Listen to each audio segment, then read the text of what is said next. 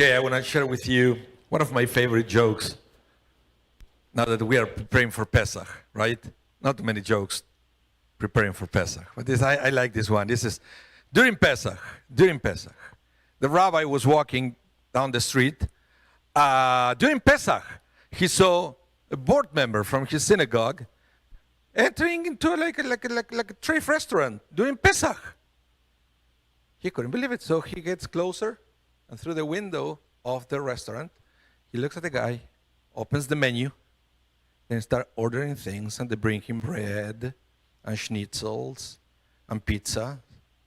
And the rabbi is looking, he can't believe it. He can't believe the nerve during Pesach. Anyway, so he waits there until the guy walks out of the restaurant, and the rabbi confronts this board member. I said, "What are you doing?" And the guy said, "What? Did I do anything wrong?" I said, "You were here during Pesach on this restaurant." I said, whoa, hold on a minute. I said, "Did you see me enter into the restaurant?" "Yes." "Did you see me opening the menu at the restaurant?" "Yes." "Did you see me ordering food in a restaurant?" I said, "Yes." "Did you see me eating the food?" "Yes, I did." "So what's the problem?" "I was eating in a restaurant that I was under rabbinic supervision."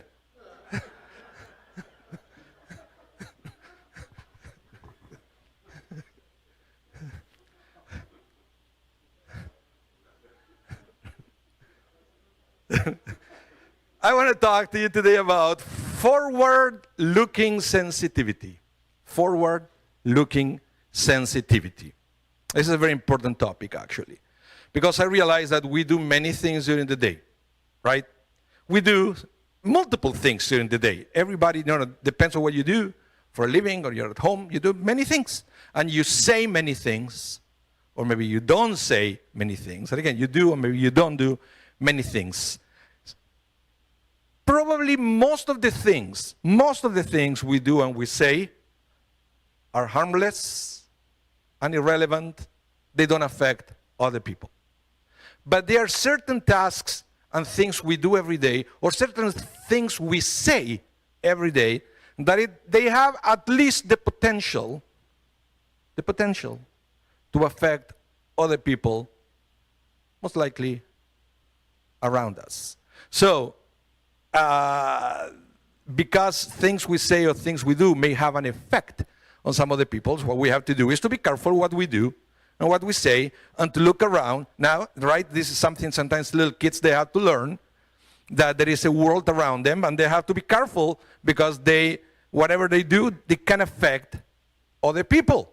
So we need to learn from early age, right? Magic. From early age, sometimes to think more before we do, or think again before we say something, because whatever we do, whatever we say, may be affecting someone else. And there is an episode in this week's Parsha that I believe it teaches us the concept of being forward-looking sensitive. The sense that whatever we do, whatever we say, may affect other people. Nobody understood this better than Moses. Bear with me. Let me explain what happened in this parsha. Moshe says to the people of Israel, "God commanded me to install Aaron and his sons as the priests." And there is a whole ritual that you have to do. He has to bathe them. He has to dress them up with special garments and so forth. And the rabbis tried to explain why Moses had the need to tell the people of Israel that God commanded him to do that. Okay? There are many theories. Number one, they say, well, look, Moses is investing his own family, right? So Moses is the leader, Aaron, his brother, is the priest, so they all stays in family. So Moses had to say, no, hold on. God commanded me to do that. But there is another explanation that I heard that is very interesting. That it said that it was a law. Actually, it is a law of the Jewish people that mostly affect kings the kings of Israel, but in that context, Moses was the king.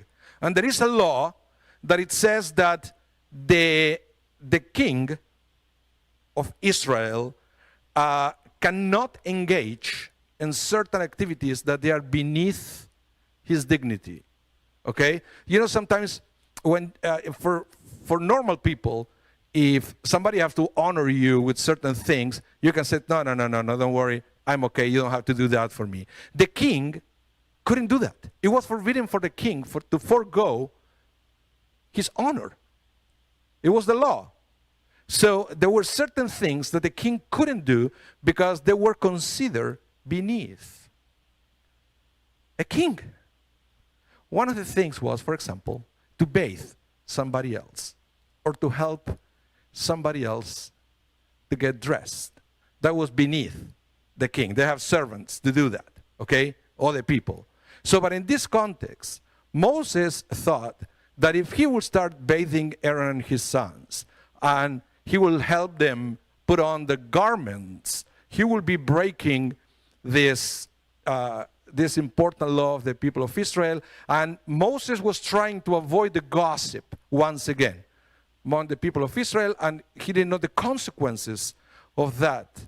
So just to prevent any further problems, he said, this is what God commanded me. I'm not doing it because I doing things that are beyond my dignity. God asked me to do this, so I have to do it. There are many other examples like this, that we have a law that we cannot break unless God is creating the exception. Famous law is the laws of Shabbat in the Torah. You know, the Torah said that on Shabbat we cannot light a fire. But God also said in the temple you can light a fire to take care of the sacrifices. So God has the power to create the exception, so that's why Moses said to the people of Israel, God is commanding me to do this. So Moses is teaching us here that we have to be very careful also of what people could interpret from our actions. There is a concept in Judaism, I don't know if you ever heard about it, it's called Marit Ayin. Have you ever heard Marit Ayin? Rabbi, have you ever heard Marit Ayin? Marit Ayin is what people may think that you're doing. So there are many things that we are very careful what we do and how we do it, where we go, we don't go, because what people may think is like optics, right? So we have to be careful, because if there is a misinterpretation of our actions, of our words, that could backfire in the future. So the rabbi said you have to always think it again, think it more, be aware of what people may think. Please develop this kind of forward-looking sensitivity. And that brings me that I realize that, especially since October 7, we as Jews will have to really, really be careful of what we do, of what we say, because that could be either taken out of context or could be used against us. And the perfect example, things that it comes to my mind at this point is, the famous speech of Jonathan Glazer at the Oscars, right? God bless his soul. He may have, I don't know the guy. He may be a great guy. He may be a good person. And he may even, had a good intention, but he didn't think the effects that those words were going to have by using words like occupation and other things. And all of a sudden, his words that he meant well are used to create more anti-Semitism. Now he's been quoted everywhere. So this is something that we all have to learn from early age. That everything we do, everything we say, everything we don't do, and everything we don't say could be used by other people, and that could backfire or could be used in a different situation. So, for example, let me give you an example. Here at the Shari Zedek, every time that we have a media request, somebody wants to talk about the war, about October 7, etc., we said, hold on a minute. We bring it to the office, we chat among us, and then we make a decision how that is going to be done. Okay? Because we learn early on to develop this forward-looking sensitivity of whatever we say. Sometimes there is a larger request, we bring it to the Council of Rabbis, and we discuss among ourselves how we are going to present it and what words we are going to use. Because what I learned is that, especially in times of conflict, every Jew is an ambassador of Israel. Every Jew. So we have to be very careful of what we say, of what we do. Because whatever we say and whatever we do can have a consequence that we may not even be aware of.